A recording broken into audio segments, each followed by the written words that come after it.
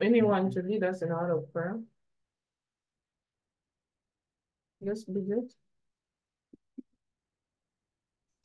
Okay, let's humble ourselves and pray. Mighty King of Kings, we thank you for this day. Thank you for the gift of life. Thank you that we're meeting to have this lesson today. Father, as we are going to have this lesson, may you guide us, give us the gift of knowledge, wisdom, and understanding. And above all, may you be the Jesus' name of prayer. Okay, thank you so much, Bridget, for that prayer. So today, before we go into the lesson, I just want to share with us today's devotion, and it says, Christ in you. Colossians 1:27 says, to them God willed to make known what are the riches of the glory of this mystery among the Gentiles, which is Christ in you, the hope of glory. David, Moses, Elijah, Deborah, and other great men and women in the Bible did mighty things for the Lord. Do you know why? It's because God's presence was with them. God's presence turned them from ordinary people to extraordinary persons. As God's child, you have something more precious than them all. Yes, you do. You have the Holy Spirit, not just with you, but inside you.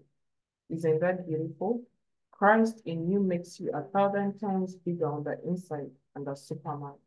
So go about your activities today joyfully, knowing that you're more than a man because Christ is in you. Hallelujah. So there is a confession. Please don't unmute, just take on the confession from wherever you are. Christ lives in me through the Holy Spirit, and Christ in me is the hope of glory. Therefore, his glory is seen in my spirit, soul, and body. In Jesus' name, amen. Okay, thank you all for listening to that devotion today, and I hope you are blessed. So we are going to continue from where we stopped. Amen. Was about next. Hello? Please kindly don't unmute unless Hi. you're answering a question or you're asking a question on raising your Hi. hand. Hi. Kindly keep your mic muted so that you can coordinate together.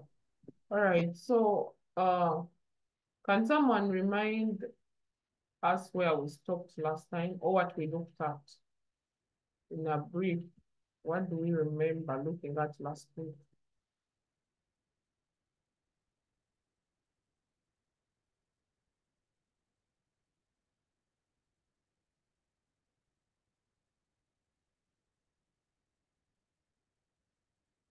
Are you able to hear me? Yes, madam. Okay, thank you. So Yes, who can remind us what we studied last week? Because for us to go into today's lesson, we need to understand what we looked at last week.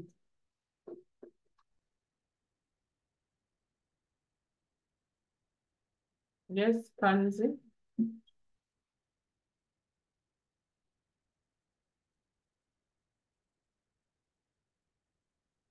Relative molecular mass.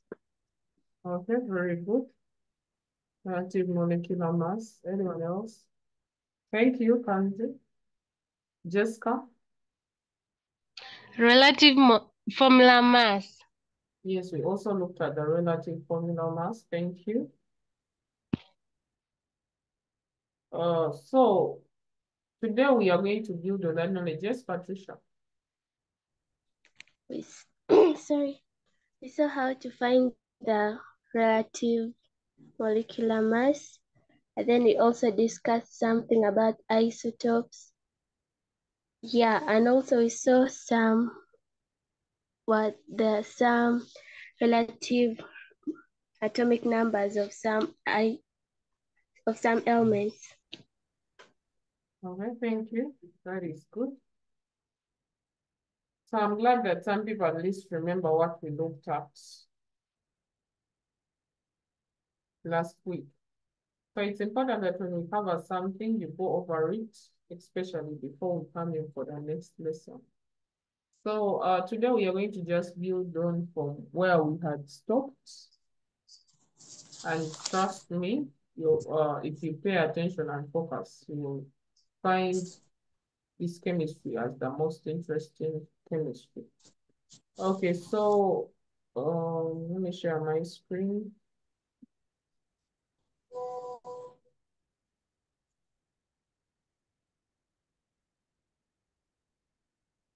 Okay, so I hope everyone is able to see my screen.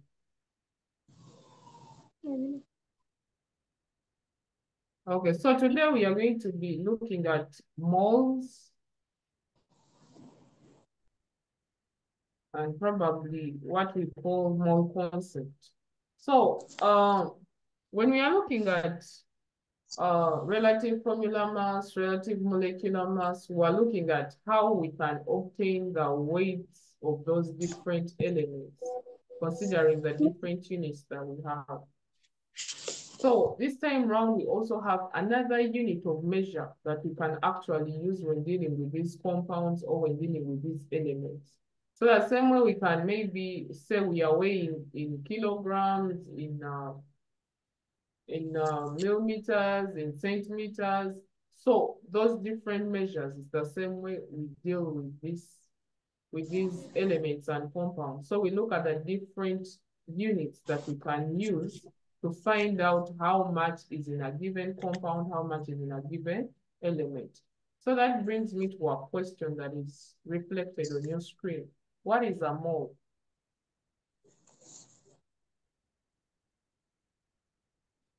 Yes, Patricia?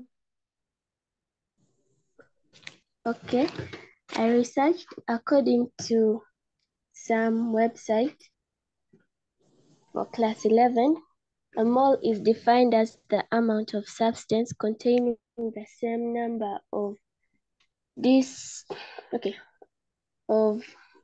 different entities such as atoms, molecules, ions, and so on, as the number of atoms. Okay, yeah, ends there. Okay, thank you so much, Patricia. That is very good. Anyone else? What do you think?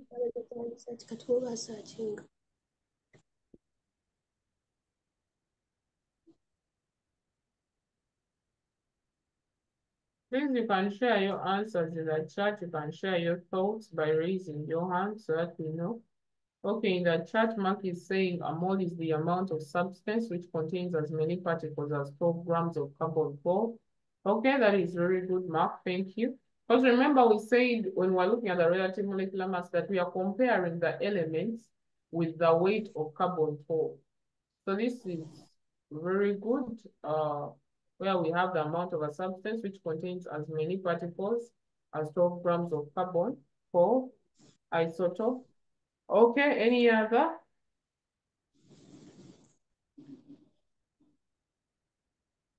How many of us have heard about the Avogadro's number? Maybe you were reading and you came across it or in a textbook on the internet or your teacher mentioned it. Master alternative. Please, if you're not giving an answer, mute your microphone and raise your hand if you want to say something. Let's be orderly. And I have a problem with people who use their phone names. Can we please rename using your actual name? Because it becomes hard to pick you when you're using a certain name of a phone. So can you please rename? If you don't know how to rename, unmute and let's guide you on how to rename.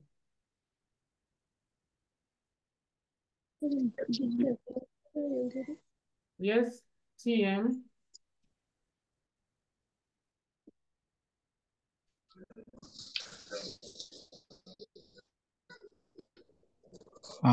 Madam, I'm not very sure about 6 times 10 power 23. Okay, thank you. That is good. Samsung, can you please unmute and you tell us your name so that we can help you rename your device?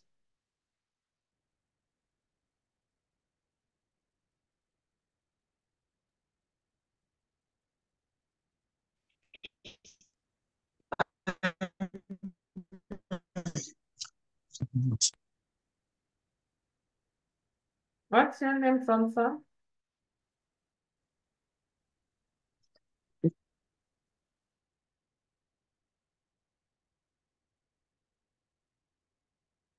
I really can't hear you. I don't know if it's on my Chidri end. Hassan.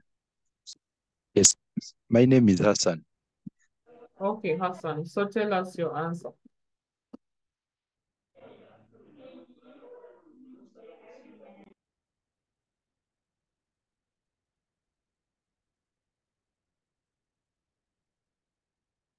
Hassan, are you there?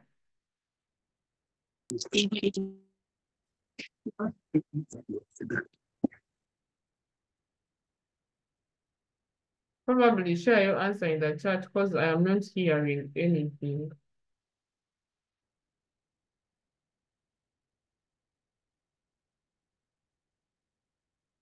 All right, so a mole. Okay, let's hear from Brian.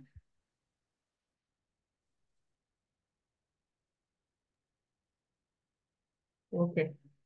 So when we are looking at a mole is a unit of measuring the number of particles present in any substance. So that means if I want to know, like Patricia said, the number of molecules, atoms, particles in a given substance, I'll use what we call moles. So as we are going to see the calculation, we'll see how they relate with each other. So when you're looking at a mole, you're basically measuring the number of particles, atoms, ions in a given substance. So in most cases, we have a relationship between the number of moles with the Avogadro's number. So we are going to see how many moles are in Avogadro's number. So Avogadro's number was a number invented by a scientist, and that scientist was called Avogadro. So for example, if one of you discovered something and it was passed by the science panel, you realize that maybe you can name that thing you discovered by your name. So it was just recruited from that scientist that discovered the number of atoms in the carbon-12. So remember we said when we are comparing these, we relate them to carbon-12 isotope. So the number of particles in carbon-12 were relating to that Avogadro's number. That is why all the substances, we say that if it is 1 mole, it relates to that number, as we are going to see. So these particles may be atoms, molecules, ions, or even electrons. So of course, we know that 1 mole of any substance contains the same number of particles, which is 6.02 times 10 power 23 particles, which is what? The Avogadro's number. So it is compared to the number of particles in carbon-12. So when we are looking at 1 mole of that given substance, so that means if I have, for example, sodium, 1 mole of sodium contains 6.02 times 10 power 23 particles. So that means every 1 mole of a given substance that you're looking at, it will be containing this number of particles, as we are going to see in the calculations as we go on. So we move on to the next. So this number is called Avogadro's number. So every time you come across the word Avogadro's number, your mind should run back to the 6.02 times 10 power 23 particles.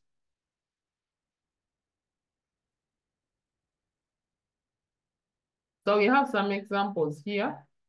So like I've said, since we are comparing them to the carbon-12, we know when we look at the atomic mass of carbon, we all know the atomic mass of carbon is what? Is 12. And in chemistry, we understand that 1 mole of a substance weighs the mass, the atomic mass of that what? Of that substance. So that means any substance that I have, for example, if I had, let me see, hydrogen, the atomic mass of hydrogen is 1, but we know hydrogen exists as a diatomic atom. It exists as hydrogen, H2. So when I'm given hydrogen gas, my mind should run to the diatomic molecule. So since its atomic mass is 1, that means I'll have 1 times 2 to give me the relative atomic mass. So once it gives me the relative atomic mass as 1, as 1 times 2, which is equal to 2, that means 1 mole of hydrogen weighs what? Weighs 2 grams, because hydrogen exists as a diatomic atom. So that is how we are going to look at that measure of weight of the moles. So 1 mole of that given atom. So you can see even here, hydrogen is standing as 1 hydrogen, much as it is a diatomic molecule. I hope I'm making sense by saying that. So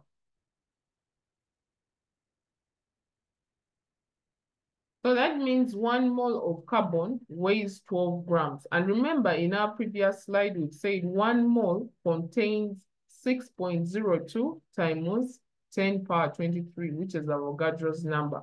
So that means these are the number of particles we find in 1 mole of carbon. But that 1 mole of carbon, if we were to look at its mass is 12 grams. So here we are relating 3 things: moles, grams, and then the particles in that molecule. So if we have 1 mole of carbon, it weighs, which is its mass, 12 grams, and then it contains 6.03 times that number of particles. So that means this number of particles are extremely many. Like I already said, when you see that dust particle, there are very many small particles that come together to even make you see that smallest dust particle. So that is how much these atoms contain. So when you're to write out this whole number, even your book, your 1 page may not be able to accommodate it. Because if you see these numbers are positive, that means these are all zeros after the 602. You have to add 23 zeros to that number. So you realize that there are extremely many. So if there are that many, that means we can only compress them by looking at the moles, the grams, and comparing them to the number of particles in that given element. Okay, so someone is asking, what is the difference between the relative atomic mass and relative molecular mass? I think Hannah wants to answer you.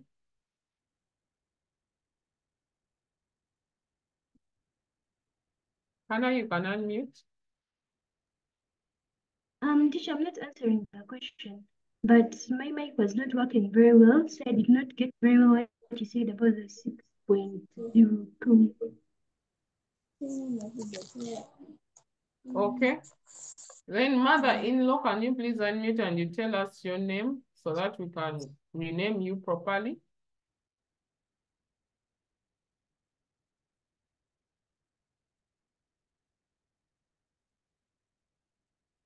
Okay, it seems mother-in-law is not online.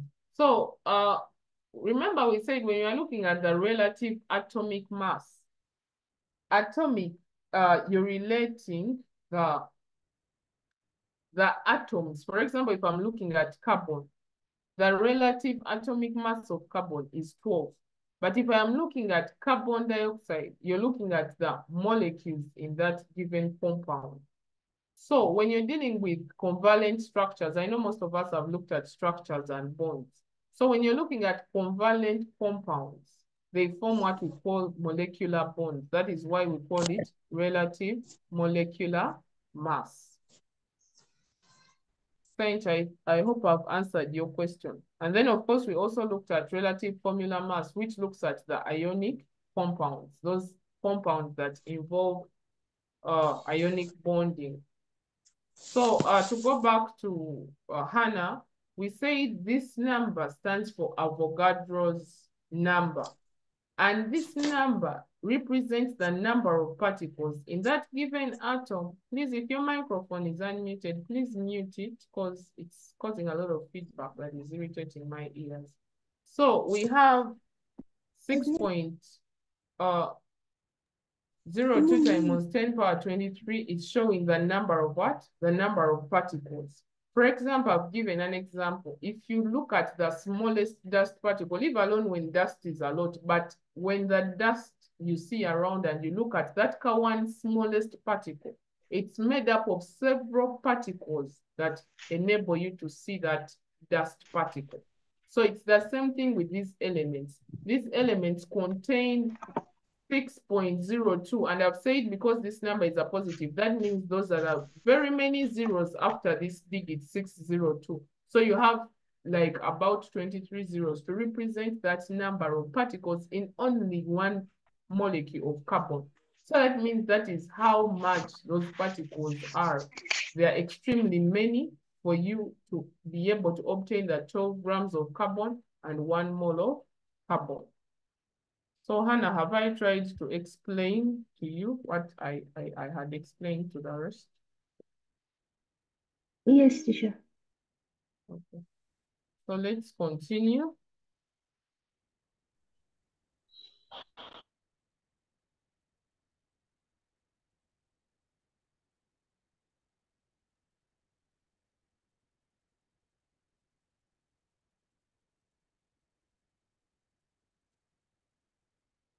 Okay, so we also have here 1 mole of oxygen. Molecule weighs 32 and contains 6.02 times 10 power 23 oxygen molecules. So here, when you look at the oxygen, we know oxygen exists as a diatomic what? Molecule. And we said the RAM of oxygen is what? What is its RAM? 16. Yes, so we have the atomic mass as 16, but because it's a diatomic molecule, we multiply by what? By 2. And that gives us what? 32. Very good. It gives us 32. So that means 1 molecule of oxygen weighs 32 grams, contains 1 mole, and in that case, contains the same value of Avogadro's number. Because we are looking at it as a molecule, and remember we said in our explanation that when we are looking at moles, we compare them to molecules, particles, atoms, ions, or even depending on the electrons formed. Because remember, if you're losing electrons or gaining electrons, it will affect that element to produce ions in that case. So that is what we have there for oxygen. Then we move on to the next one.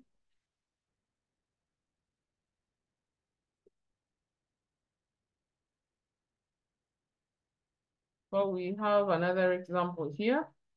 1 mole of sodium ions contains 6.02 times 10 power 23 sodium ions. So it's the same notation that you really need to flow up with.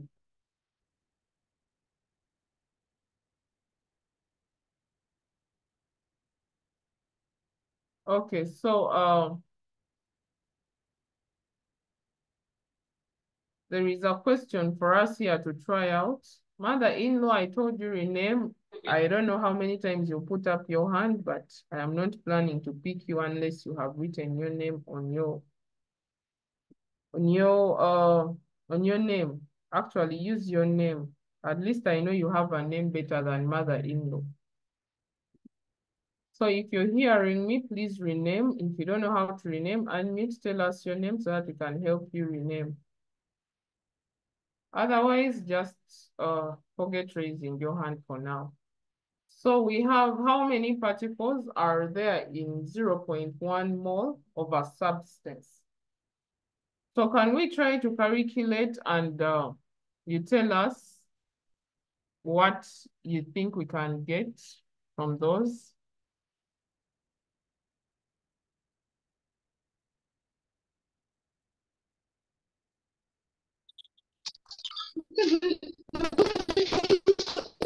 So,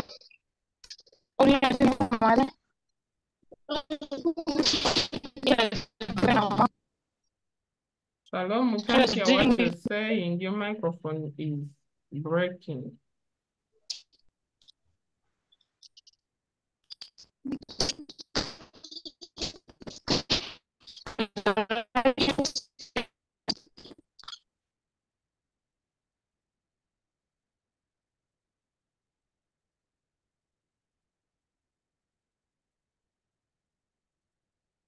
Okay, I'm seeing some people saying they are failing to understand. I think you should unmute and tell me where the problem is. Madam, everything. Hey, you can't say everything because we started how many minutes ago? So if you say everything, that is very dangerous. I think you should just try to like summarize. Maybe if he says everything, you just try to summarize the basics that you can. Madam, just to the hope give us basics.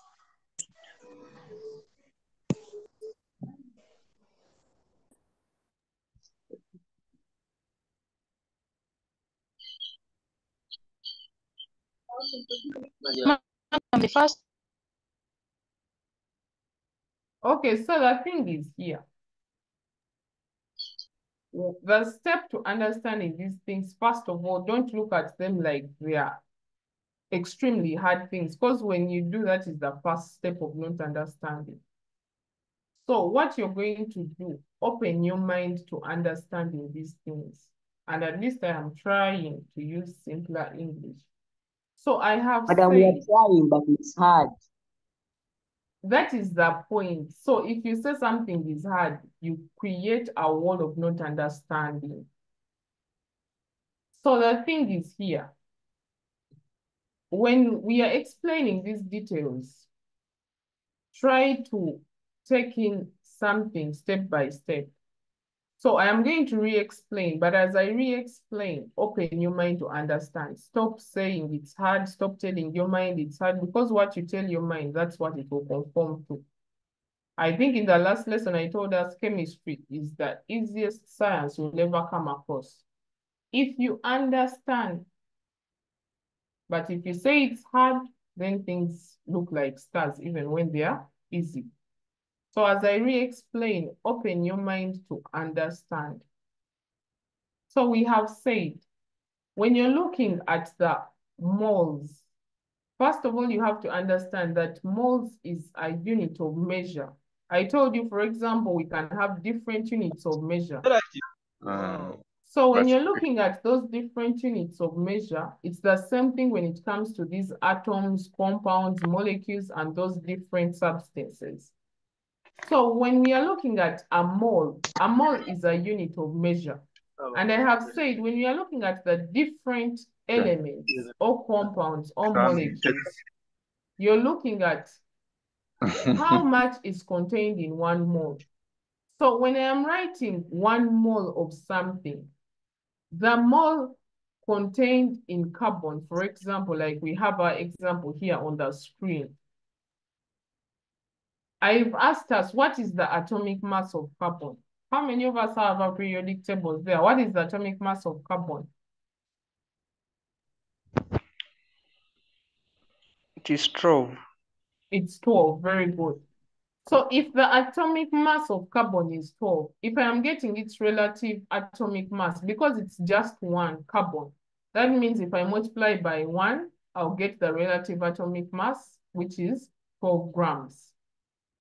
So because I've gotten the relative atomic mass of carbon as 12, that means 1 mole of carbon weighs 12 grams. So that is the relationship between moles and the relative atomic mass. Have we understood up to that point? Yes, madam. Yes, madam. Yes, madam. Okay, good. So remember in our previous slide, we said 1 mole contains, because remember when we're looking at the relative formula mass, relative molecular mass, we said we compare them to the carbon-12 isotope.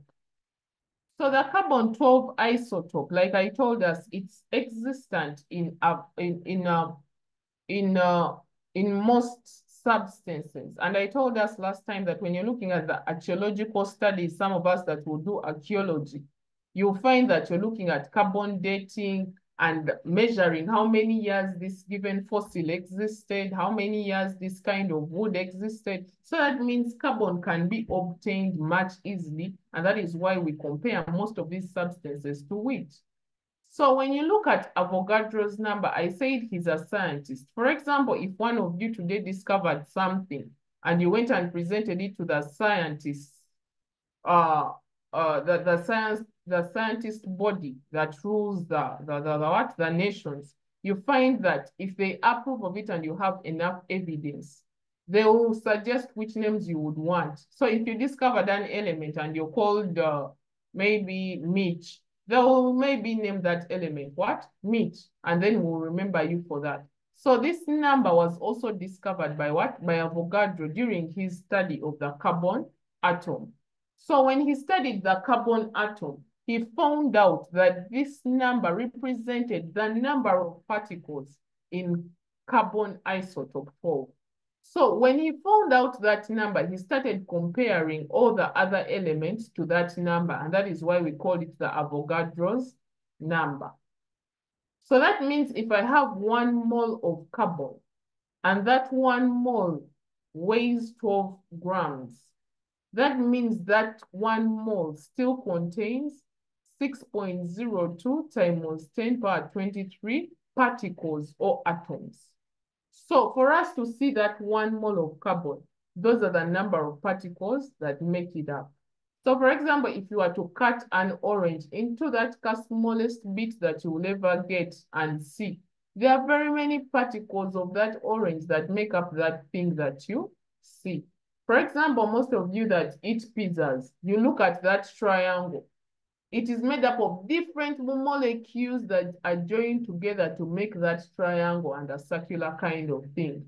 Or for example, the chindas you eat, the chapati, it has several particles. So it's the same thing when we relate to the carbon atom. Those are the number of atoms or particles in 1 mole of carbon. Have we understood that first statement so that we move to the second one? Yes, madam. Yes, madam. Okay, thank Yes. you for that feedback. Yes, madam. Yes, madam. Yeah. Yes, madam. Okay, thank you. So when we move on to the next one, it's telling us 1 mole of oxygen molecules weigh 32 grams and contains these particles. But remember, when you're looking at elements, mixtures, and compounds in senior 1, your teachers must have told you that oxygen exists as a diatomic molecule. So oxygen existing as a diatomic molecule, if they're telling me molecules of oxygen, that means definitely when I'm writing oxygen, I'm not writing it as O. I am writing it as what? As O2. Do we all agree? Yes. Yes. Good. Yes. So when you look at this oxygen, much as it's a diatomic atom, it has a silent one here that we do not see, which we refer to as the mole. So that one, we do not write it there. The same way I wouldn't have a math student write 1x.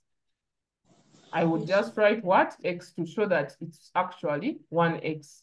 If I found 1 student in a class, I'll say there is a student. It is exaggeration if I say I found 1 student. If I say I found a student, everyone will know only 1 student. So it's the same thing here. When we have oxygen, it has that silent one behind there that we do not see.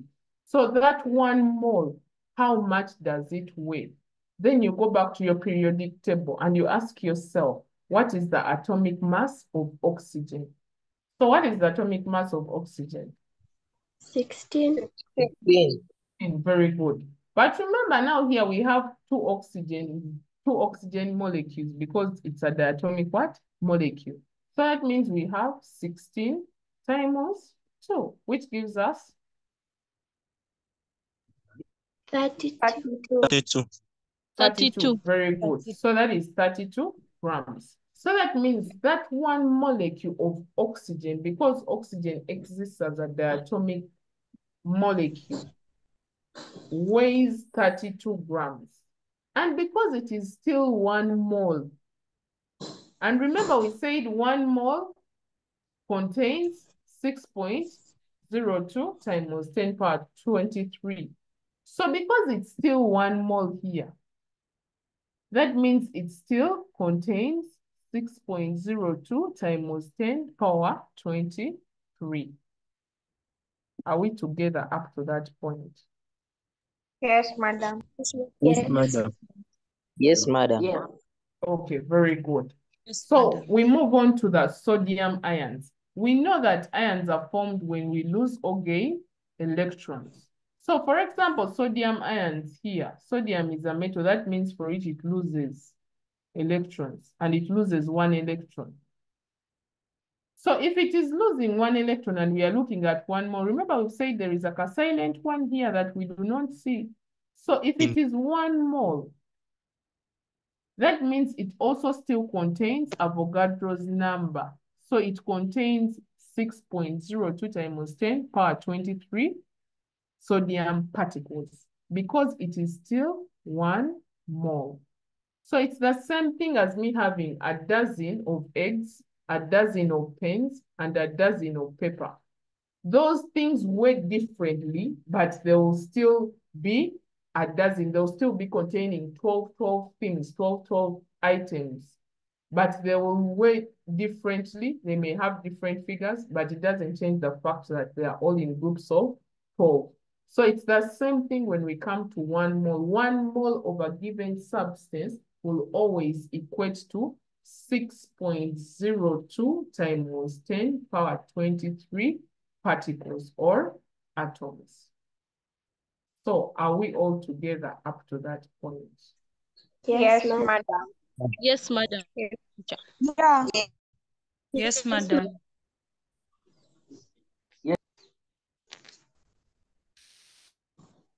Okay, so thank you for the feedback. Now I hope even those that were lost are now able to get Yes, madam. the point. Yes, madam. Yes, madam. Thank you. So you're welcome. So we are going to look at the different, you're welcome. We are going to look at some examples on how we can calculate how many particles are in a given substance, how many moles are in a given substance. And trust me, you're going to enjoy this lesson if you choose to understand.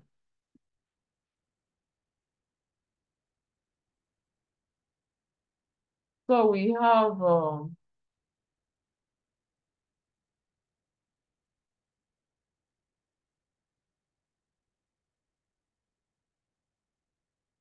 a question here, which I want us to try out together.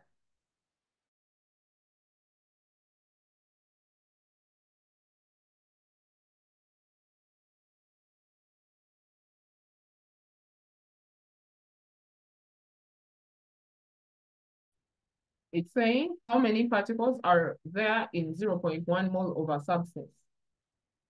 So I want us to try out this question together. I hope we are able to hear me. Yes, madam.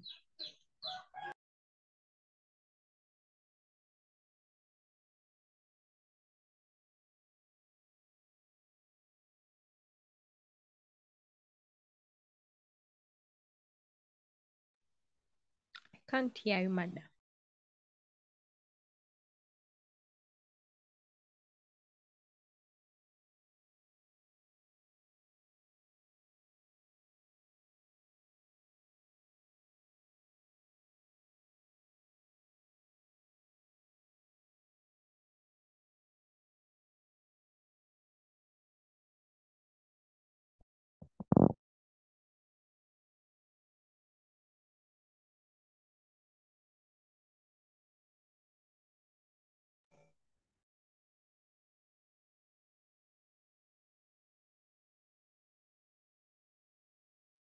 Okay, so sorry, someone called my phone and my internet went off. So sorry about that.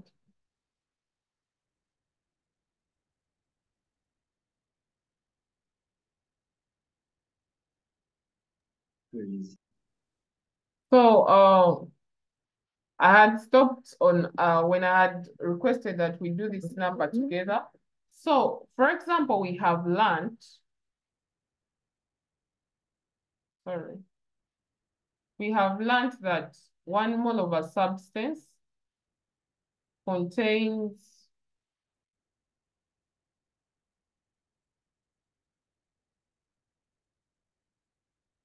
we've said 1 mole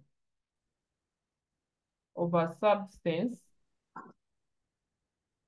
These statements may seem long, but that is the chemistry you are getting into. So you're going to have to write these statements the same way I am mentioning them here.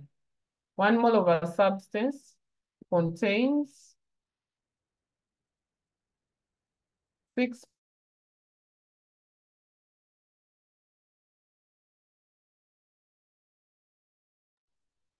6.02 times 10 power 23.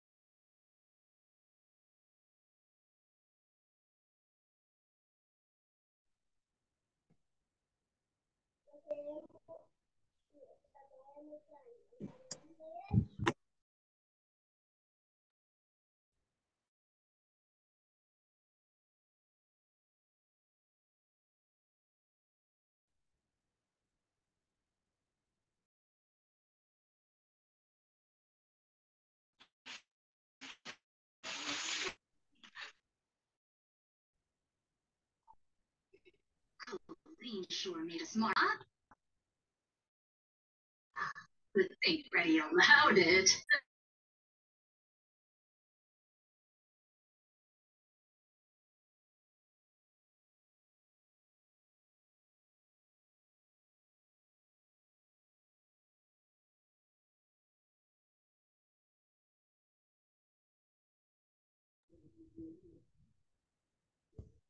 He says too good.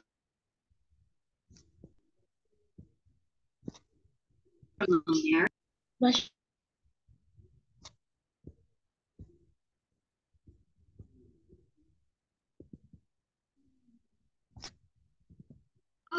thank you, Papa. She's now back. You can have my share. Okay, so still explaining that they have asked us how many particles are in 0.1 mole of a substance. But remember, we've said 1 mole of a substance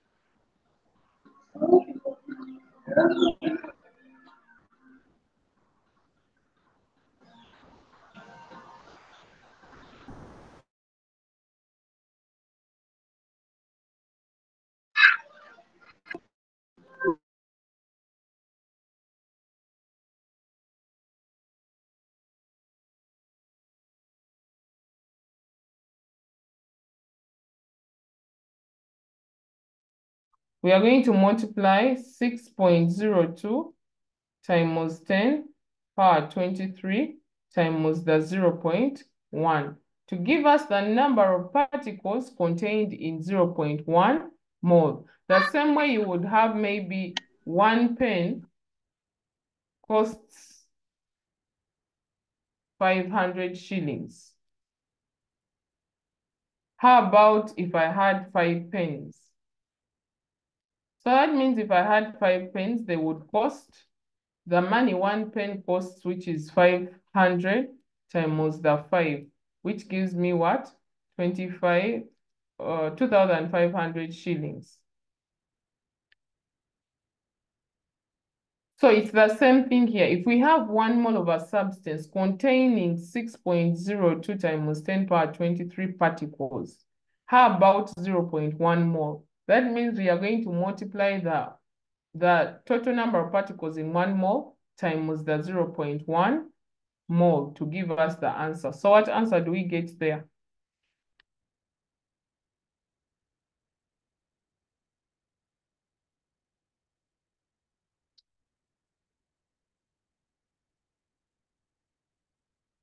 Yes, Sanj?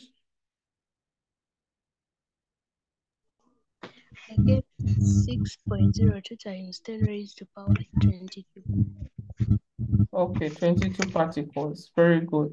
So I hope that is what we all were able to get.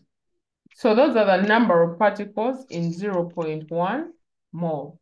So that is how you keep comparing them and finding out how many particles do you have depending on what you have at that particular time.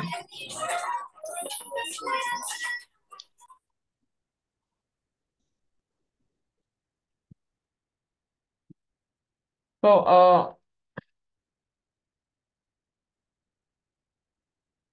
yes, Patricia. Okay, madam, do you write the answer as 6.02 times 10 to the power 22, or we write it as 22 particles? But you can't just put 22 particles. You're supposed to write it the way I've expressed it here. All right.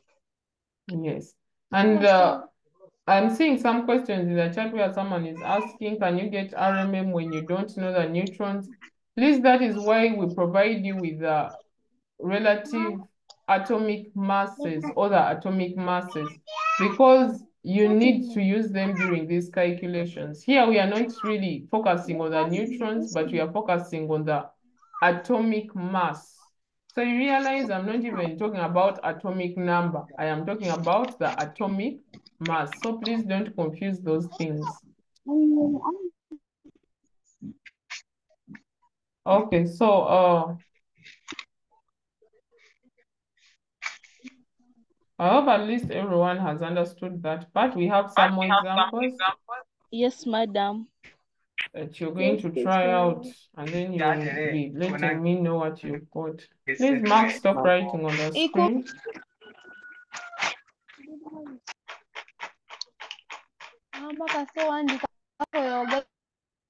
People, can we please mute and stop unmuting unless your hand is up and you've been picked?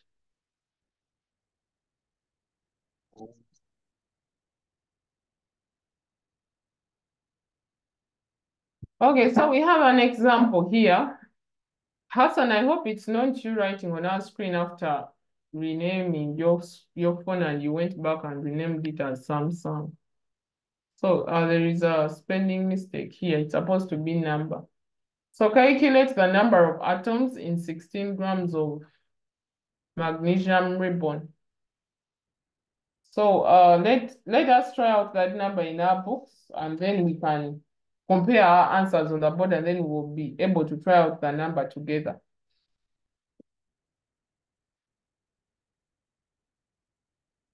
So first try it out in your book. People waiting to Xerox, I hope you also try out so that you Xerox after trying out something.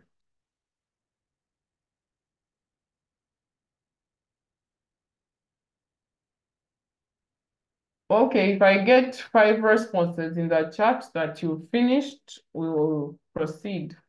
So you have just 2 minutes to try out because it's a short number.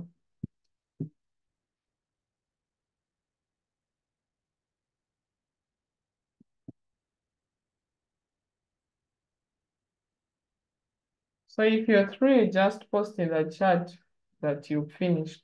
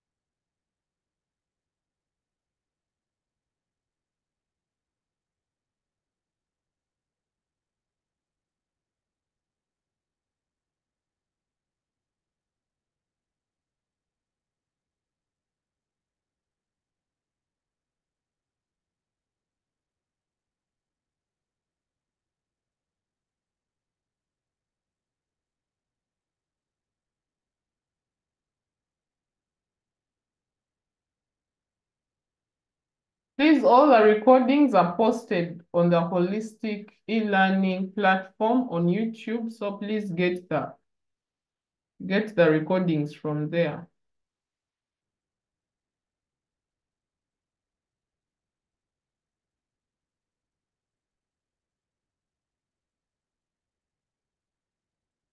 So you go to the Holistic e-learning platform on YouTube, you'll find all the recordings there.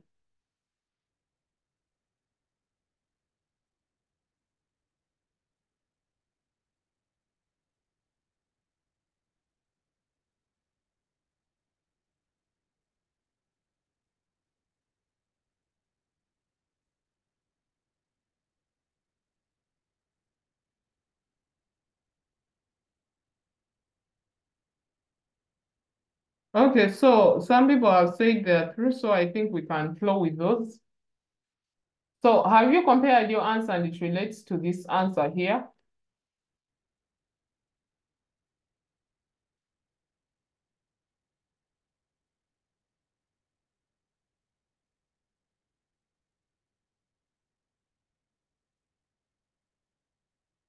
Okay, so we said 1 mole of magnesium ribbon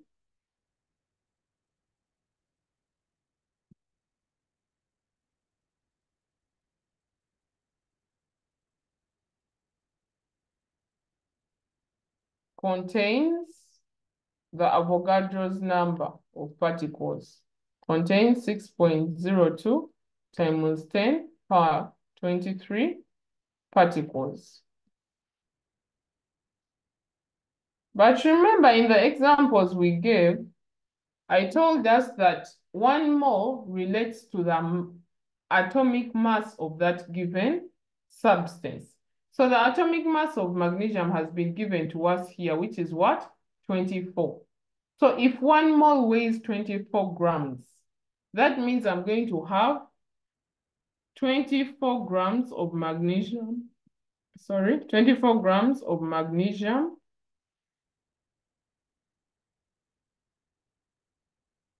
contain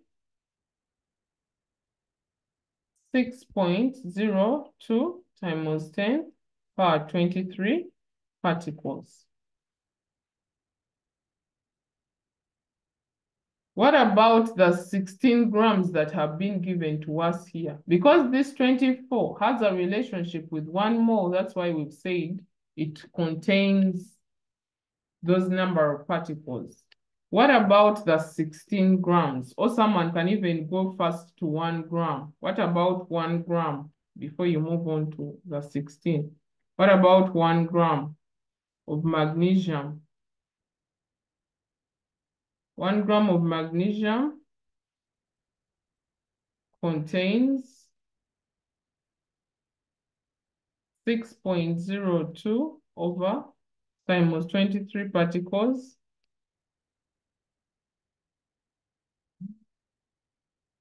divided by 24. So what about the 16 grams? 16 grams of magnesium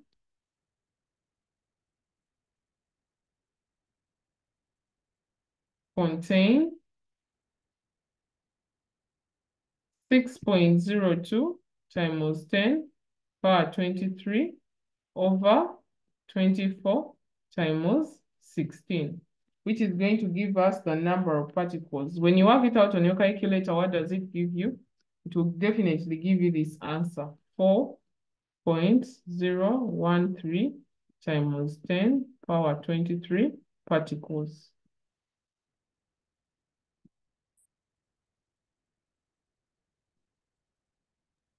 Are we all together up to that point? Yes, madam. Yes, madam. Yes, madam. Yes, madam. Yes. Okay, very good. Yes, madam. Okay, so I'm glad that at least people are really learning these things. So that is basically how you carry out those calculations. So we have another number that I want us to try out again, and then we can share together how it's supposed to be done.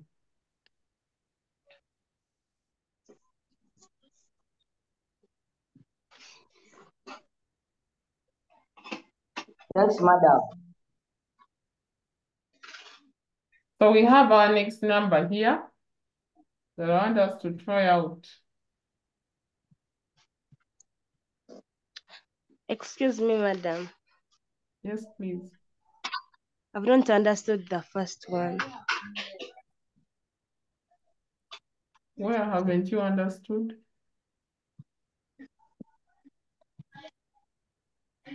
Oh, the number. Because it's my first time to hear about it, so I've not understood. Yeah, that's the problem. Because have you just joined? Yes. Because now we can't go back to what we have explained in the past 1 hour. So how are we going to help you?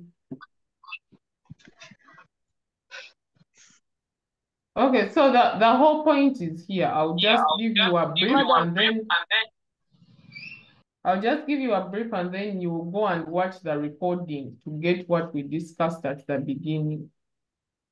Okay. So we said that 1 mole of a substance contains a given number of particles, but those particles were found out by a given scientist who was called Avogadro. And that is why the number of particles in 1 mole of that substance is referred to as Avogadro's number. And we've said that Avogadro's number is written as 6.02 times 10 power 23 particles. So he discovered that those are the particles in 1 mole of a substance. So we said 1 mole is basically something you use to measure how much a given quantity contains. For example, when you go to the bank, there is a lot of money that is kept in the bank. But for them to measure those coins with their hands, it may be a bit tiresome and very exhausting. So what do? They will just get a certain measurement that they follow. So they may say, let's pour them on the weighing scale. They get that this weight has this number of coins. That means every coin we put here, we should know how much weight it has. So they start comparing. So it's the same thing here. If we have 1 mole, that 1 mole contains this number of particles. So if it contains those number of particles, we say that if you look at 1 magnesium will weigh the atomic mass that you read from your periodic table. So if it is 24, that means 1 mole weighs 24 grams and contains 6.02 times 10 power 23 particles. I hope as I explained to how the rest of us are doing number 2, because when I finish, we'll have to go to number 2. So after understanding that, we've said here they have told us to calculate the number of atoms in what? In 16 grams of magnesium ribbon. But we know that 1 mole of magnesium weighs 24 grams and it contains this number of particles. So since we have the mass here, that is why we say 24 grams of magnesium contain what? 6.02 per 23 particles. But what about these 16 grams here? How many particles or atoms do they contain? So you come and say 16 grams contain how many particles? And then you're able to get the answer, which gives you this number of atoms. I don't know if I've been able to assist you. Yes, madam. Thank you, madam. Okay, welcome. So anyone that is through with number 2, to tell us what they have done. Jenny, you can help me with the calculator. You can bring me a calculator. Calic.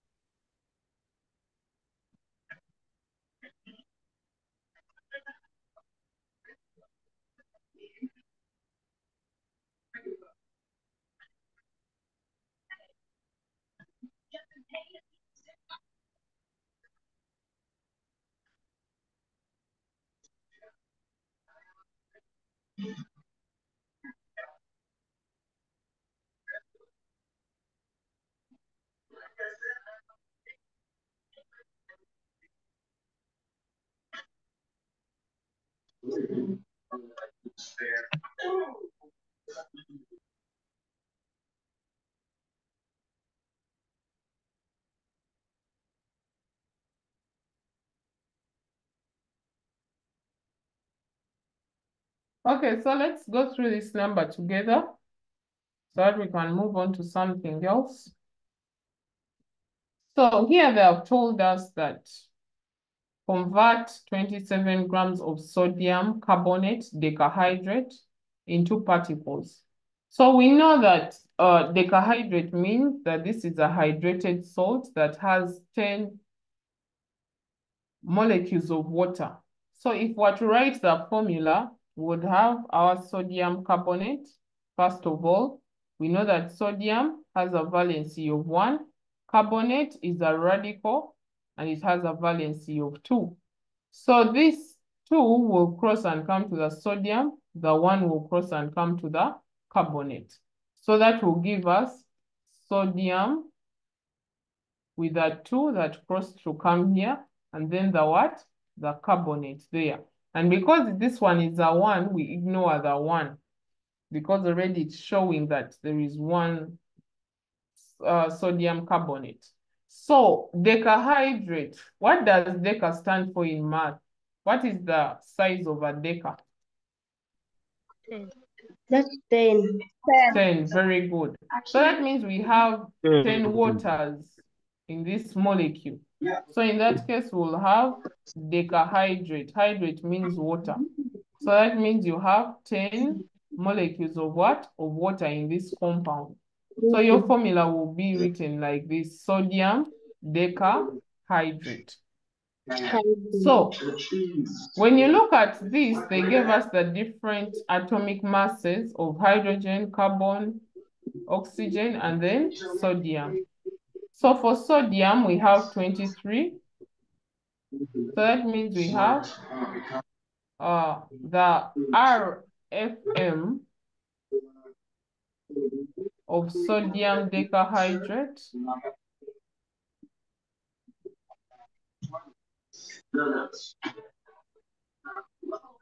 is equal to, we know that sodium has an the atomic mass as 23. That means we have 23. 2 times 23 plus carbon, which is 12, plus oxygen, which is 16 here. That means we have 16 times 3 plus 10 times 18, because we know that water is 18. When you look at the RMM of water, RMM of water is equal to, you will have 1 times 2 plus 16. 16 plus 2 gives us what? 18. So that is what basically I've done here.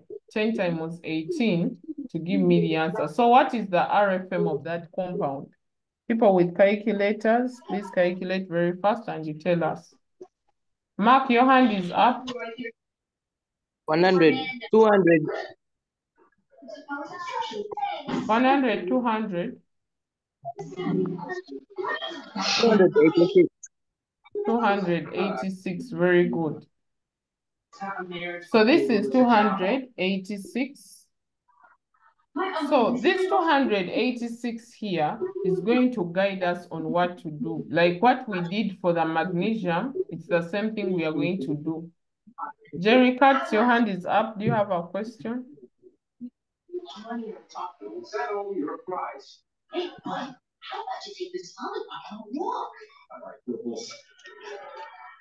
Excuse me, madam. Excuse me, madam.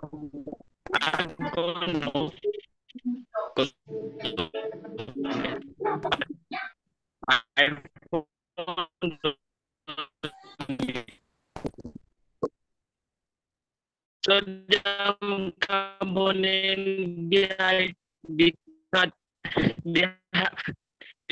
Is it the same as sodium dehydrated carbonate?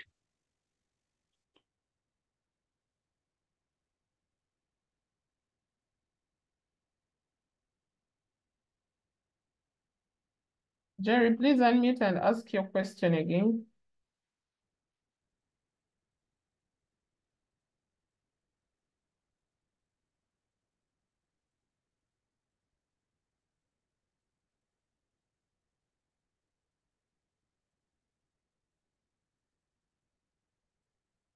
Jerry, can you unmute and ask your question again?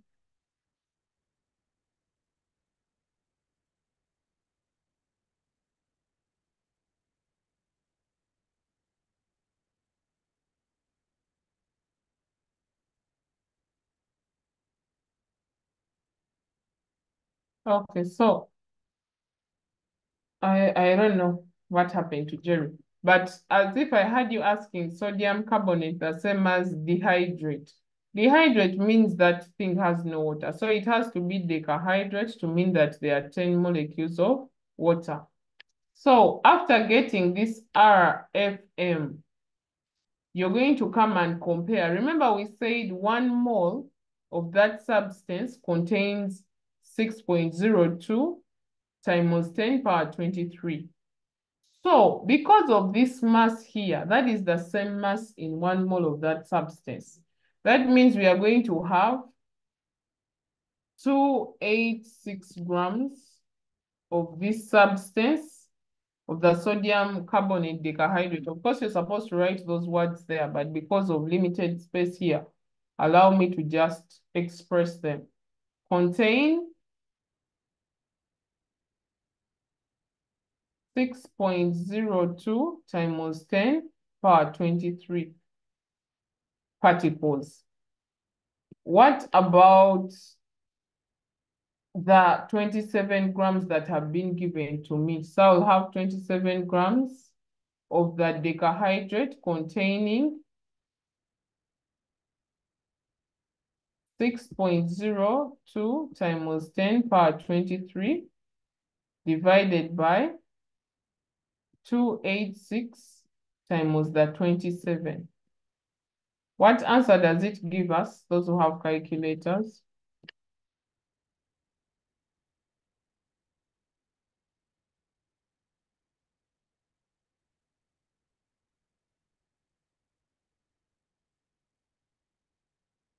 Let's hear from Promise.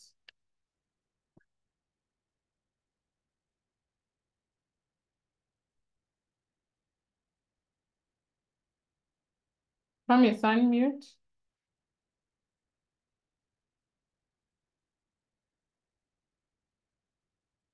Okay, Stephen.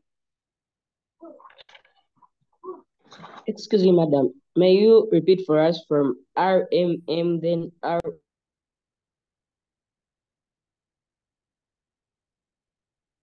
Okay, are the hands up responding to give me the answer or to request for a repeat? Request for repeat. Okay, next, what answer do we get? Mark, you can unmute. 5.683 times 10 power 23 particles. Okay, thank you. So that is the answer that we get at that point. So remember, when we're looking at magnesium, we looked at magnesium as an atom. But when you come to sodium carbonate decahydrate, it is a what? It is a compound. So that means because it is a compound, you need to first get its RFM. And that is why they gave you these values here to help you get the RFM of that compound.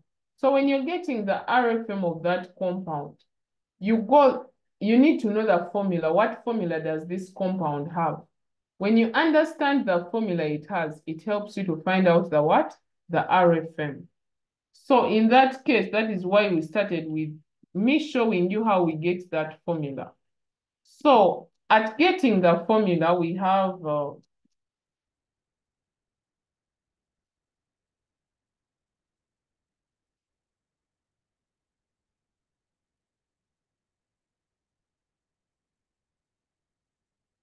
we've said when you're looking at the sodium carbonate, you have Na2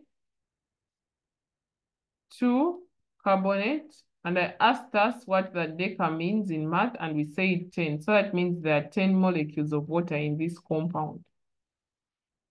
So if there are 10 molecules of water, like we always found out in our previous lesson, we found out the RAM of water.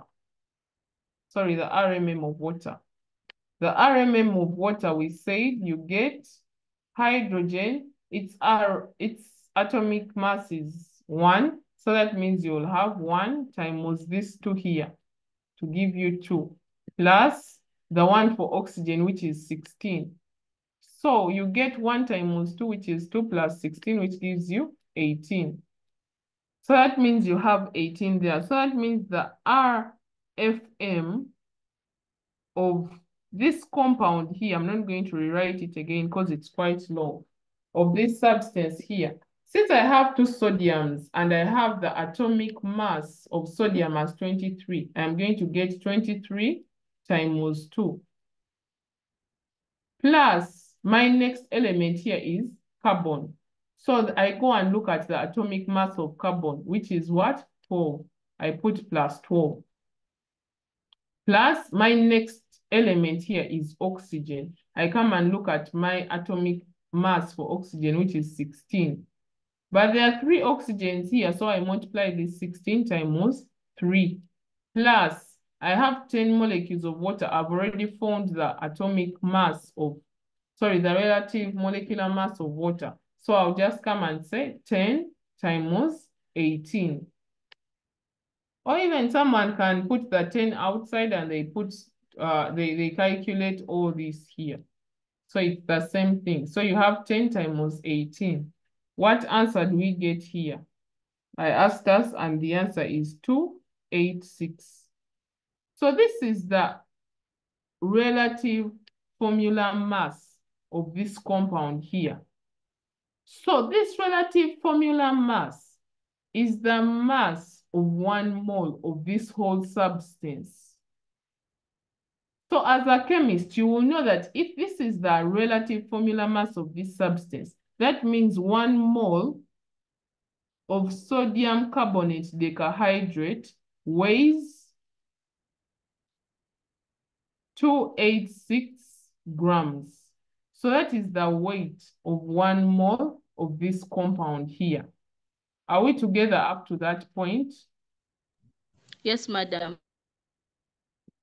Okay, thank you. So that means in that case, we are going to have, we've said 1 mole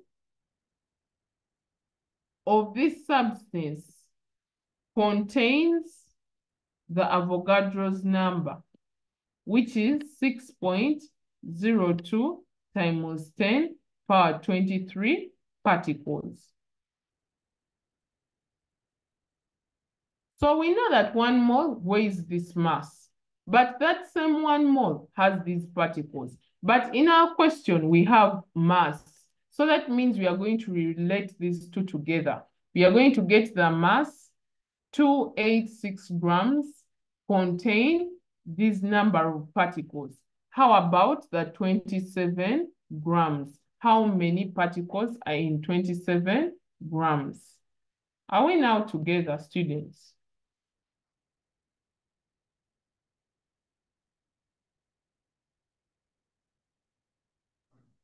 Yes, madam.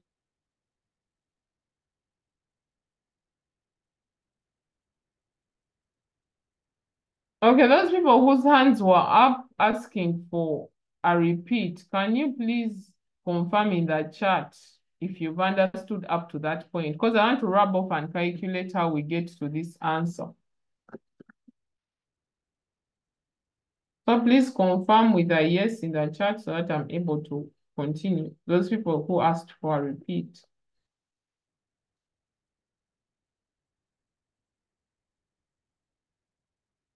Okay, thank you. So we have, so I'm going to wrap this part, but we'll just do a continuation of this question so that we can wind it up.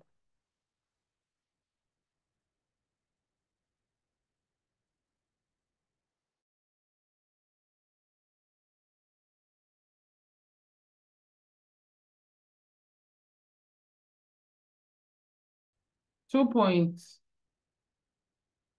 Sorry, 286 grams of this compound here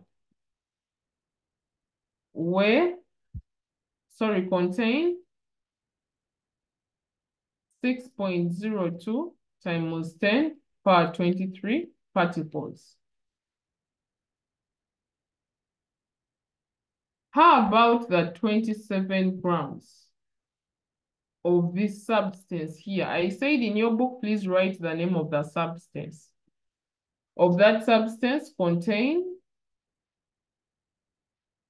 6.02 times 10 power 23 times 27 divided by 286. So this will give me the number of particles that are in 27 grams of that substance. So what answer do we get? You can post your answer in the chat, the answer that you get when you calculate.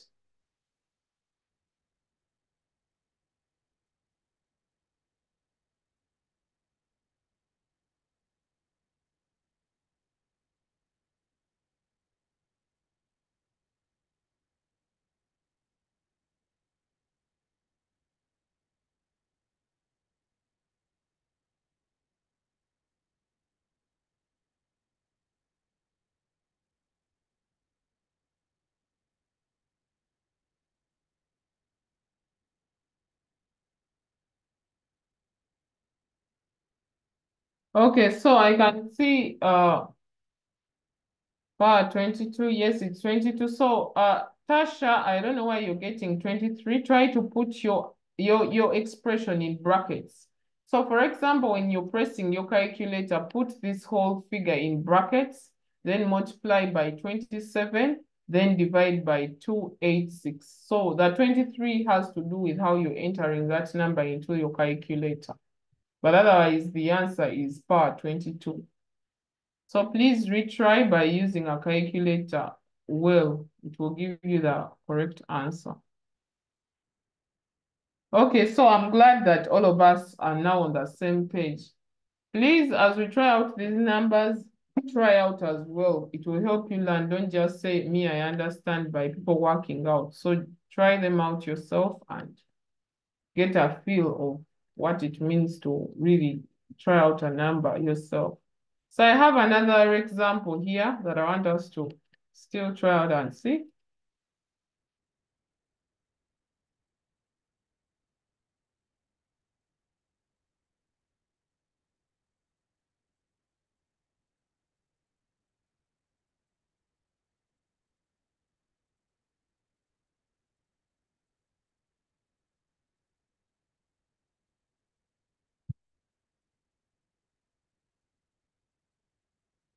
So we have this number here. Let's try it out and see what we get. And if you're through, you post in the chat that you're done. Sorry, this is supposed to be P4. The 4 is supposed to be a subscript. The 4 is supposed to be down there, not on the same line. Yes, Tasha. Okay, madam, I've tried it and it's giving me power 22. Thank you. You're welcome. Diego?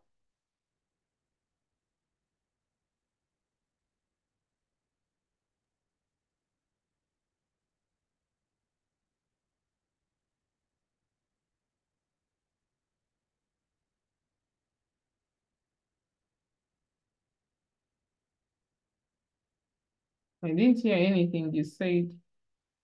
Sage?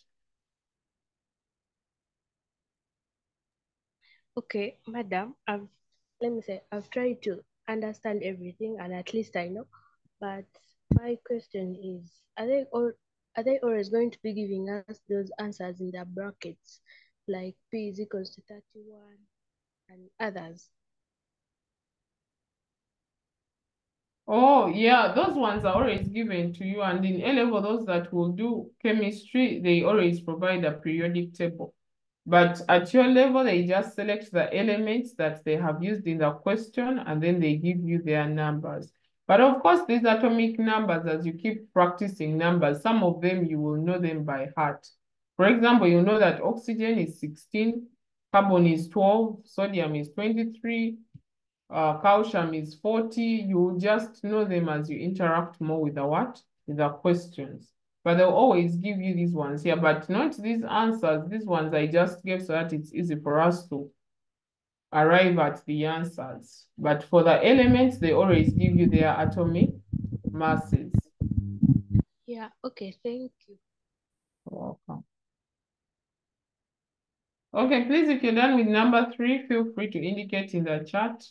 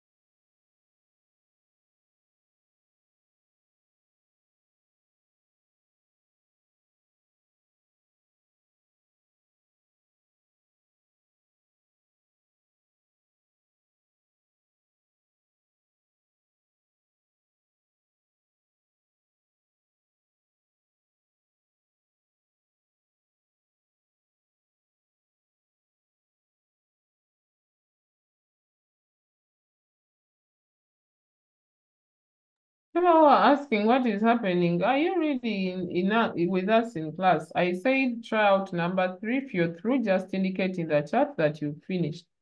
So if you ask what is happening, then we are about to ask you what is going on with you.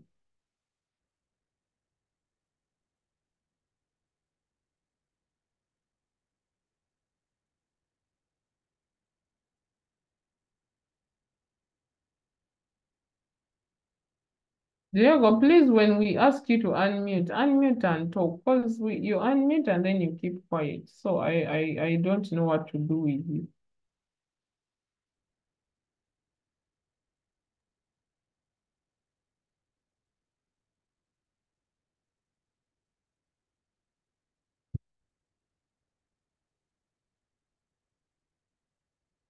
Excuse me, madam.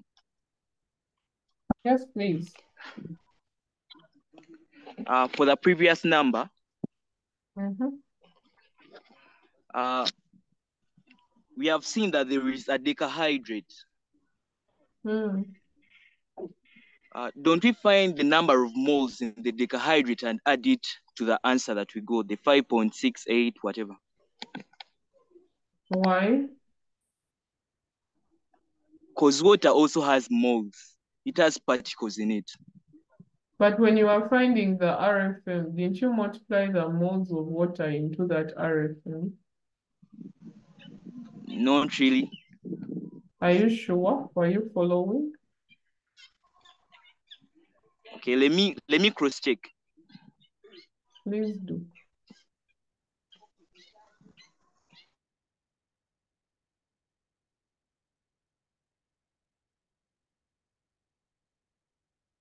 Okay, I can see 4 Dan's here. So I think we can go through the number and we'll conclude at that. So here they are telling us how many P4 molecules and atoms are present in 30 grams of phosphorus. So first of all, this P4 means there are 4 molecules of what? Of phosphorus. So if we have P4 molecules of phosphorus, how many atoms? Phosphorus, we know that one phosphorus has 31. So that means we are going to say 31 grams of phosphorus contain Avogadro's number of particles. So that means we'll have 31 grams of phosphorus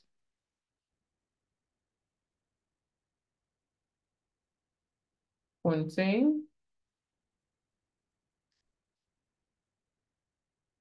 6.02 times 10 power 23 particles. How about the 30 grams? So if I have 30 grams of phosphorus,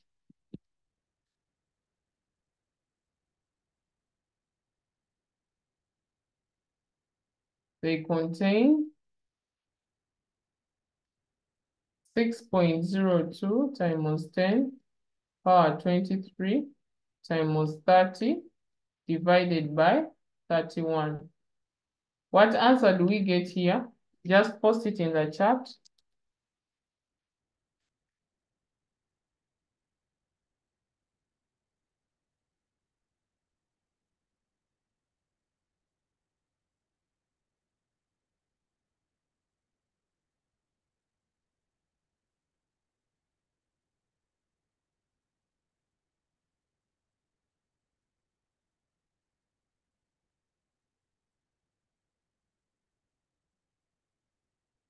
Okay, very good. So we get 5.8 times 10 power 23 particles. I hope, please, you're including those units in your calculations in the books. So we have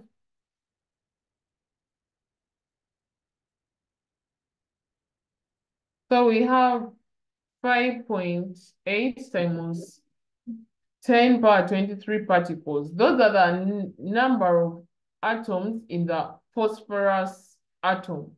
But what about the P4 molecules? But remember, if we have for one atom, that means for the 4 molecules, we are going to just multiply these particles by 4.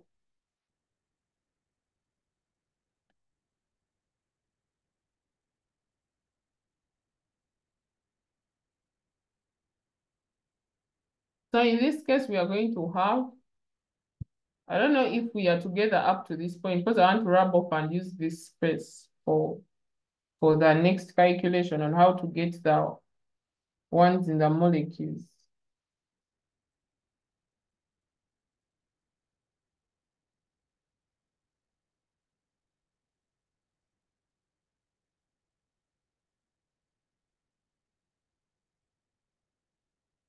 Okay, so after getting this number of molecules, we need to know how many atoms are there in one molecule. So when you look at the phosphorus, like I said, when you are looking at elements, compounds, and mixtures, you looked at how many, you looked at the atomic molecules, the triatomic molecules, the tetratomic molecules, and phosphorus should have been one of the examples you looked at under the tetratomic molecules. Because already takes this as a P4, so it has 4 atoms in its molecule. So if it has 4 atoms in its molecule, that means 4 atoms of phosphorus in one molecule of phosphorus. But remember, we've got the measurement, the number of particles in one atom. This one here was in one atom.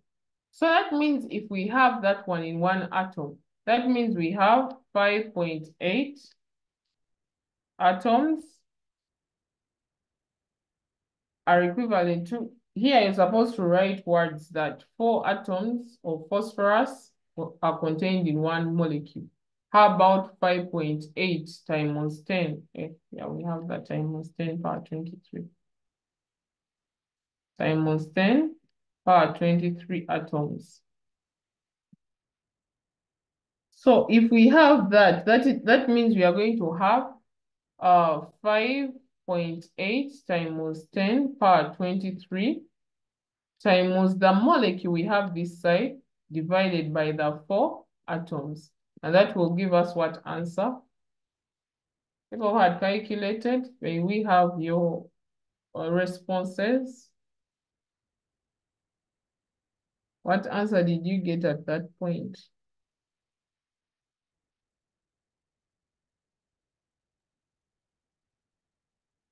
One 1.45 times 10 raised to power 23. Okay, good. So we have 1.45 times 10 raised to power 23. 23 molecules. So those are the number of molecules contained in the P4 of phosphorus. So I can see some hands up. Let's hear. Yes, Jerry?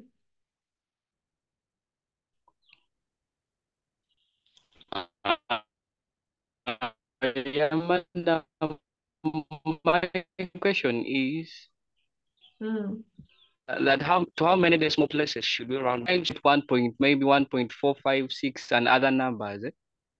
So to how Because many decimal? you can get to. You can get to. You can get to 2 decimal places or 3. All right. Thank you. Okay. I saw another hand up. Did the person give up? Okay, Jessica. Madam, if you round up the answer, it's supposed to be 1.46, not 45. What decimals did you have? It's 1.45.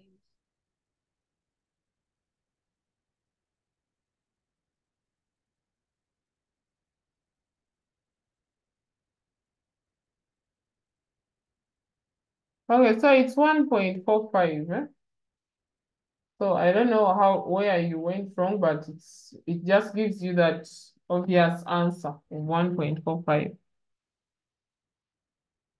Okay, so someone is asking, that means a molecule and moles are different. Remember we said a mole is a measuring unit that we use. But when it comes to molecules have to do with how many particles, atoms are contained in that given substance. And if you go back to the definitions of elements, mixtures, and compounds, you'll actually find the definition of a molecule depending on, are you looking at a monoatomic molecule? Are you looking at a diatomic molecule? Are you looking at a triatomic molecule, tetratomic molecule? Like that. So you should be able to go back and review those notes and they will really guide you on what you're supposed to do. So are we all together up to that point? Please, those people who have not understood, please, these videos, most times they share the link in the group. And if they haven't, Mr. Kaziba always uploads them on YouTube. So you can always find them at Holistic E-Learning Platform YouTube channel. They are all there. So please, if you feel left out, kindly go back and review. And at least if you have the video, it will help you replay every part that you haven't understood well. But of course, these numbers need you to practice. Even when you've understood, get more numbers to try out. It will guide you a whole lot. And I believe at least we've not been very fast, so at least we tried to take everyone along with us. But if you still feel you're not satisfied with the chemistry, please feel free to go and watch that video again and again until those concepts sink in you.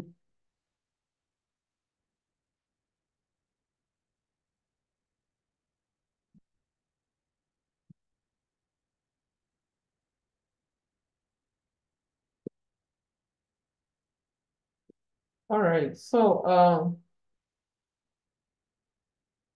you have seen that question several times. Is this the last lesson for chemistry? Yes, for this holiday, this is our last lesson.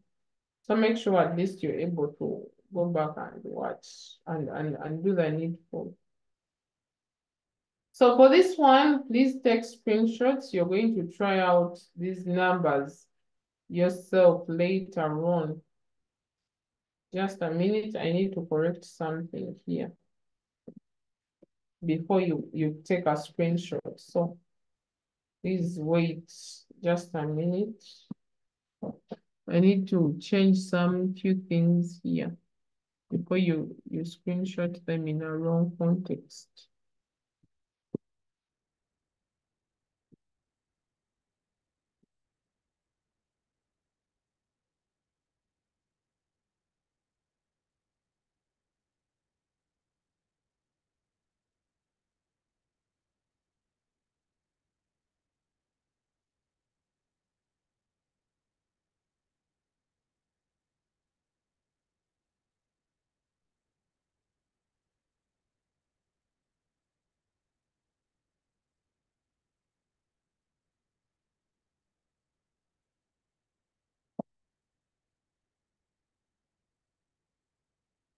Okay, so now you can take a screenshot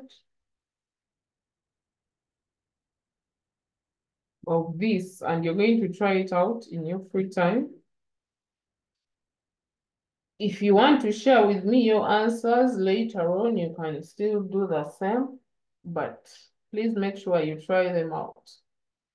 I already say if a teacher gives you an assignment and you don't try out, you will try out in the exam. So ensure that as you screenshot, as you copy down very fast, you try out the numbers. You don't keep them to say you learned in the holiday and you didn't try out the numbers.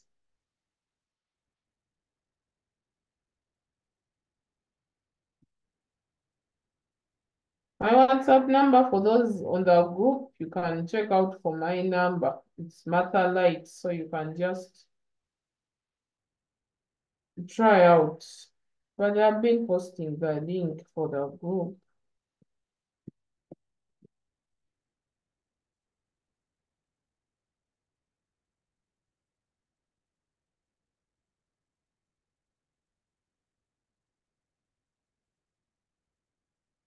It's named as Martha Light, so at least I'm in all the groups. So whichever group you're in, I am there for the help groups. So are we through with the screenshots? Let me just get 3 responses in the chat, then we move on to the next thing.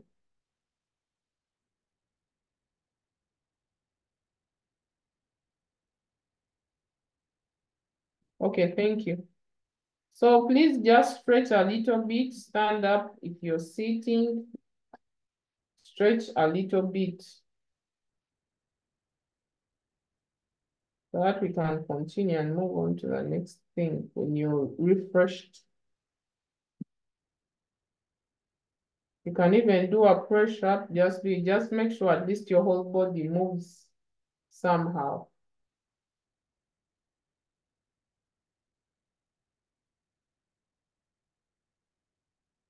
Okay, Joel Paul, your question is a good one. Why do we divide and not multiply? And I think Patricia has responded well, because we are looking for moles. And if you have 4 atoms representing 1 mole, then 1 molecule, then that means you have that. So I hope you've understood her explanation. If you haven't, you can still let us know in the chat. But I think she has brought it out well.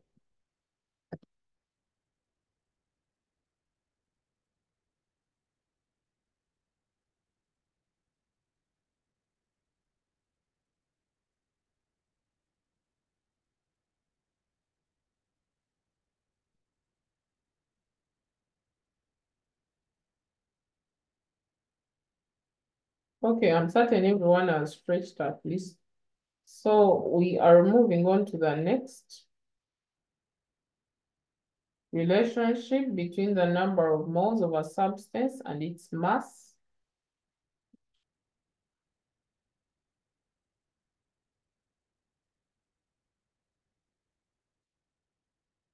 So we have a few examples here. And of course, it's more like the same thing that we've been looking at.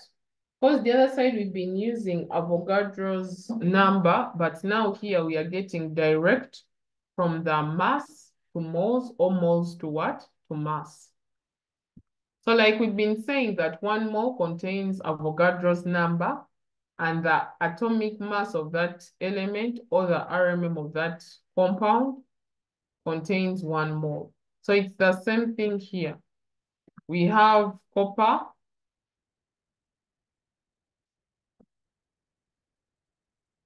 Kingsley, I think your timetable stipulates the time we are working with. Okay, so we have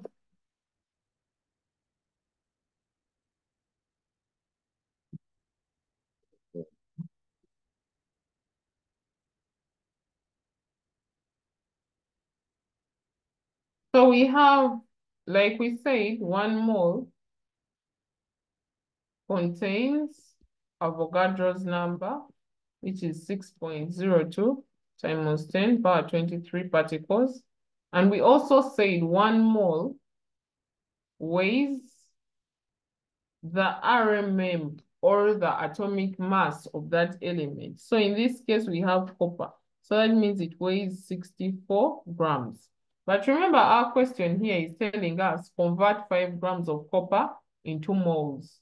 So if you're converting 5 grams of copper into moles, the one whose values you have is always on the left-hand side, and the one whose values you don't have is on the right-hand side, like you do in math. So it's the same thing you're going to have here. You're going to have 64 grams of copper contain 1 mole. Because remember, this copper is a standard value. This 64, it's the atomic mass, contain 1 mole. How about 1 gram of copper? How many moles does it contain? 1 gram of copper contains 1 times 1 divided by 64 moles. How about the 5 grams that were given to us? 5 grams of copper contain. So here, since I have 1 times 1, that means it's going to be 1 times 5 over 64 moles. So what answer do I get here? Anyone that has already calculated, and you tell us what answer you have.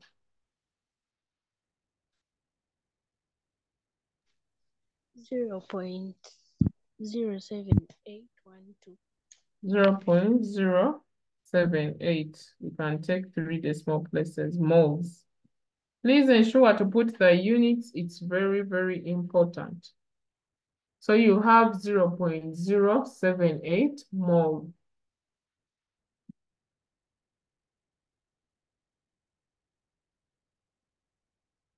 So are we all together up to that point? Yes, madam. Okay, so I can see some hands here. Patricia? Okay, sorry. Okay, madam, I've noticed something. This time we ain't, using Avogadro's number. So, okay, is this, okay, are we just changing like direct from, is it the number of moles of a substance to its mass without including the, is it 6.02 times 10 to the power 23? No, Patricia, that is a good question, but you need to understand, what does the question want? If they ask for the number of moles when you've been given grams, you compare masses to the moles. If they have given you number of particles, you compare the moles to the number of particles. If they've given you masses, you compare the masses to the number of particles. So the question guides your answering. I hope I have answered your question. Patricia Mary?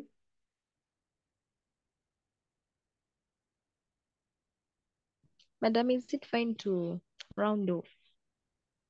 Yes, it's fine, but also over rounding off is not good. If you can give at least to 2 decimal places or 3, the better.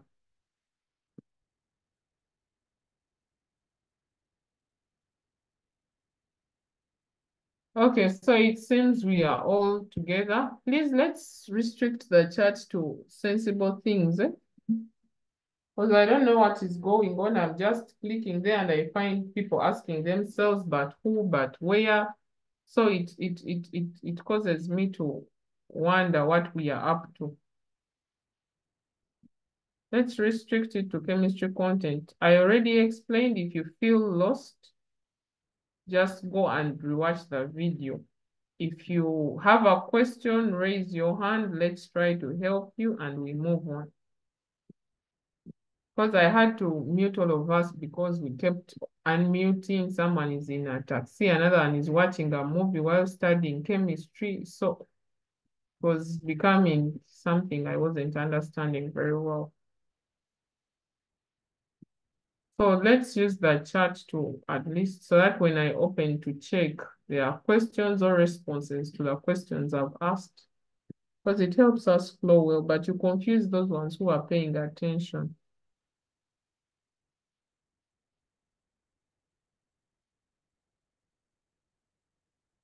Okay, so this is just the working of what I've just done.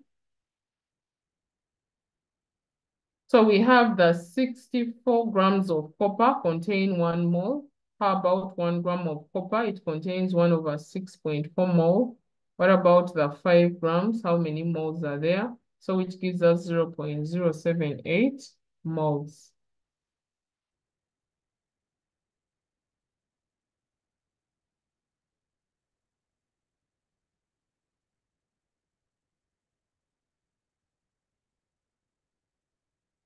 So we have a number here that I want us to try out.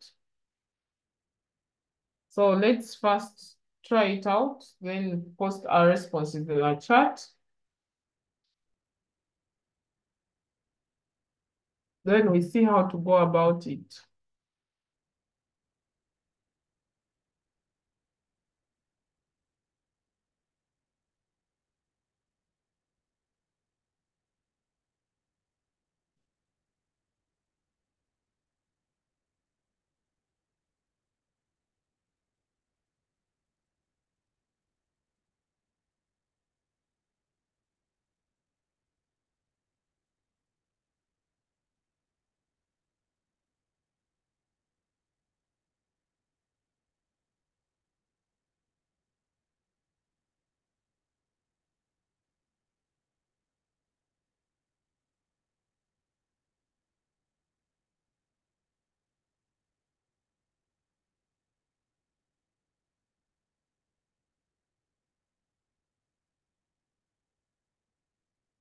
Okay, well done, Mark. I need more responses. Okay, Nab, well done. I need 2 more responses so that we can go through the number together. Okay, Jerry, well done. Done. Okay, so that's good. At least very many people are through. So let's go through the number together very fast, and then we move to the next thing. So here we have calcium hydroxide, and calcium we know has a valency of 1. Sorry, has a valency of 2 because it's a group 2 element. And then the hydroxide has a valency of 1. So we are going to have a crossover of these valencies to give us calcium hydroxide. So since these are 2 elements, that means because the 2 is coming on both of them, we put it outside. So that means in that case, we are going to have our RFM of calcium hydroxide as, for calcium, the atomic mass is 40 plus the atomic mass of oxygen is 16 times the 2, which is here, so times 2, plus hydrogen, its atomic mass is 1 times the 2. So what answer do we get there? Please post the answer very fast in the chat. 40 plus 32 plus, sorry? 74. Very good. So we have 74. So remember we said the RFM, the RAM, the RMM is contained in what? In 1 mole. So that means that mass we've got, that means 74 grams of calcium hydroxide. Please remember we are doing these things in first principles, so the words must be there. Don't become lazy and you say, me, I want to put arrows. You'll really be in for it. So we have 74 grams of calcium hydroxide contain 1 mole. I know the words are a bit somehow, but you're still young and energetic, so you can do all things. So we have 3 grams of calcium hydroxide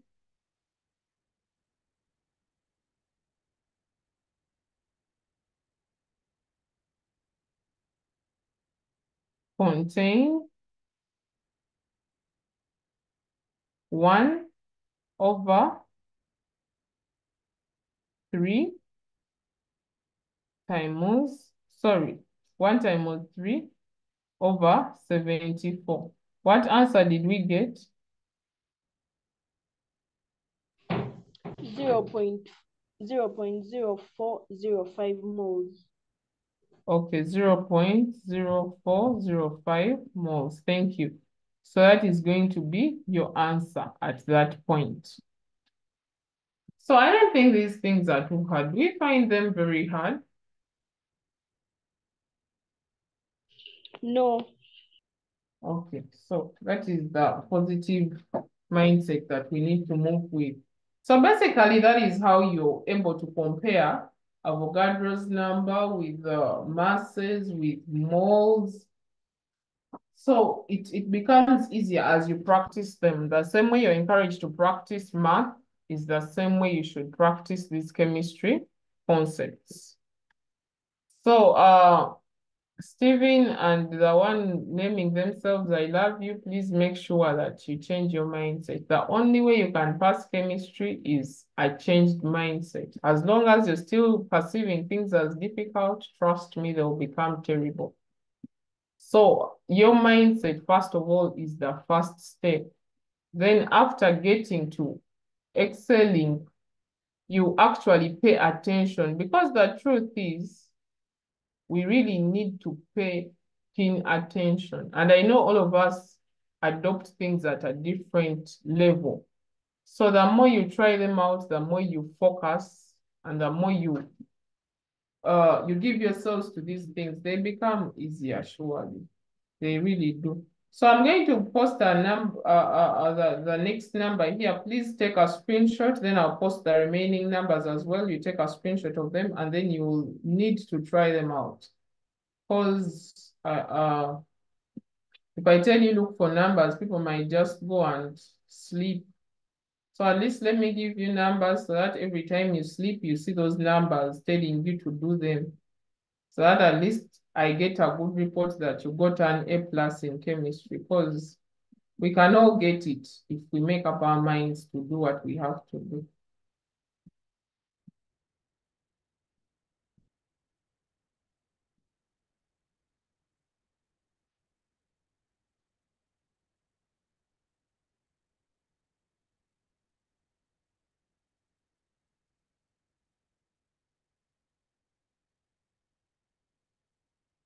Okay, so please copy down this number very fast or take a screenshot, and then I put on the next numbers that I need you to try out.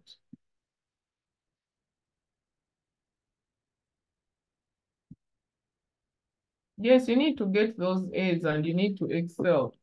Because I tell you one thing, I always share with my students that I almost dropped. I actually had reached the verge of dropping chemistry in senior 2.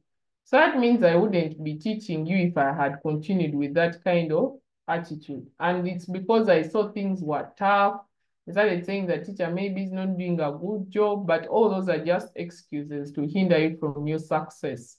So if you want to be a successful person, throw away anything. If you see something is trying to hinder you from getting where you want to get, shed it off and make sure you push through and get to where you want to get.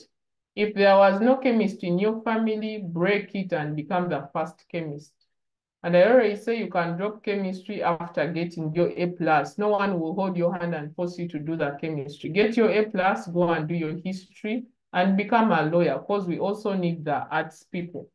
So just pass this chemistry very well and drop it and say, I dropped that chemistry with an A+, but you can't tell us you dropped it with an F. So please make sure, even when you go back to school, give attention to your academics, love chemistry, try out numbers. Where you've not understood, ask. Let the teachers help you, let your friends help you. Because there are some students who even explain better than teachers because of the language they use, the gestures and everything. So they make the chemistry quite interesting and simple. So make sure you don't spend a day without trying out a chemistry number. Let it become a hobby. So that's in senior 4, you just drop the chemistry. After finishing senior 5, you have your A and you're like, okay, now I can drop this thing. So please don't find chemistry hard and suffer.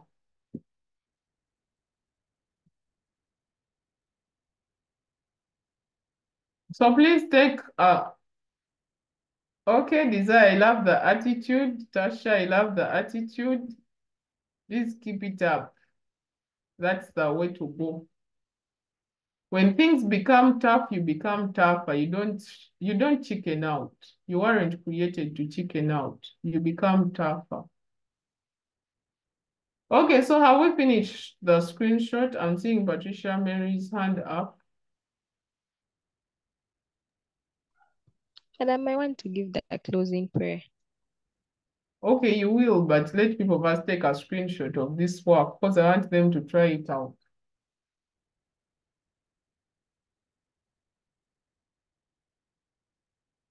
Okay, so I can see, yes, we are done. And this is the last slide. I want us to take a picture of 0.12. So we've not been able to look at the empirical formula, but I know when you go back to school and you have these ideas, you'll be able to do what you have to do. So there is an interesting number I want you to go back with. This is the last slide. So please try out this number. For some of you are going to become pharmacists and you may need to incorporate some of these small concepts somewhere. And most of you will be caretakers of at least someone, maybe your parent or your sibling, and you need to give them medicine. So that's where you see that all the chemistry lies. So please take a screenshot of this, and then Patricia will pray for us, and then we can call this a day. I love the energy people have here. PCB, BCM. Oh, PCM, you can do all those courses because we need the doctors, we need the engineers, we need the archaeologists, we need the architects, we need the lawyers, we need the counselors, we need The the pharmacists, the therapists, we need the teachers.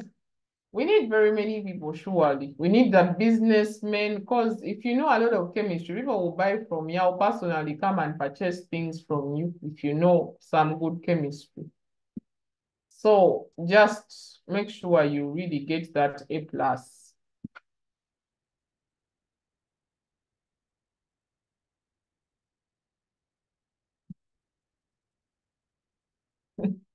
Watch, I hope the bombs are for the right use, not for exploding anywhere you find.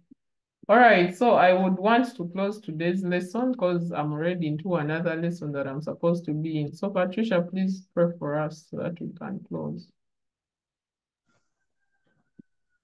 Let's humble ourselves for prayer. Heavenly Father, I want to thank you for today. I want to thank you for this lesson. Thank you for Teacher Martha. Thank you for all those who have attended it.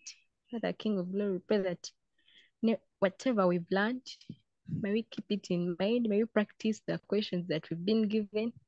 And Father, may we not give up. Even if chemistry is tougher, we shall be tougher. In Jesus' name I've prayed. Amen. All right, thank you everyone. Have a blessed holiday and blessed time as you resume. Yes, madam. Yes. Thank you. Thank you too. Bye. Thank you. Thank you, madam. Thank you, madam. Bye. All right, thank you. Bye. See you next Bye. year. Thank Yeah. you. Mr. Next year or next Mr. Magola, Mr. Patricia, thank you,